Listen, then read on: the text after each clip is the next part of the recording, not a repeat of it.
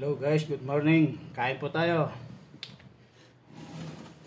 Pero bago po tayo kumain o mag-umpisang kumain, ay magdasal po muna tayo.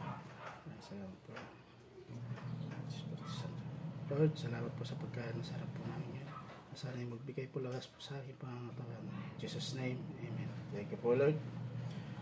Kanina po, may bago na naman akong nakitang gulay kanina. Ito, mga tawagin sa amin ay parda. Yan. Ito, pag bili ko kanina sa Talipapa, nakita akong ganito. So, binili ko na. Tapos, bumili na rin ako ng talbos ng kamote. Yan.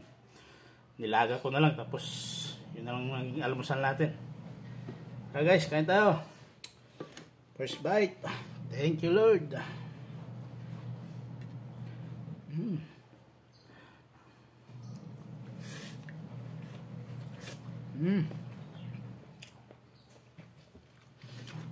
Sangag yung aking kanin.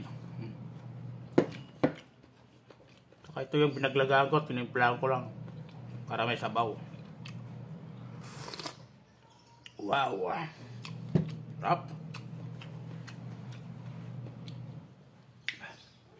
Itong mga gulay na to, bihira ko kasi makita tsaka matikman na. Kaya sinasamantala ko pag may nakikita akong kakaibang gulay na hindi ko na natitikman. Sa amin yan ay parda. Ewan ko lang sa ibang lugar kung anong tawag nyo rito.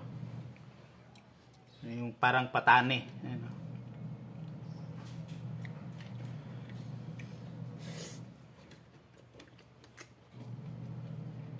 Meron din ako ditong kamatis.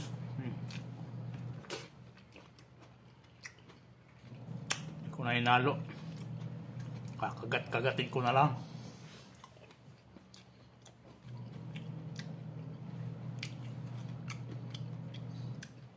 Ito kasi sa amin sa Ilocos, marami kaming tanim dito. Maraming tanim dun na ganito.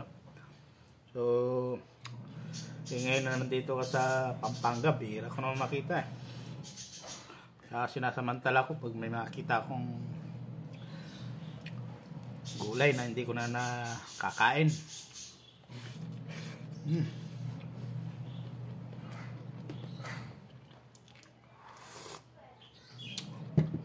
Kasi dito kung wala ka namang lupang ng pagtamnan eh, wala kang ganito, mga gulay-gulay na ganito, kundi bibilin mo pa rin. Katulad sa Ilocos, punta ka lang sa bukid, may makikita kang mga gulay.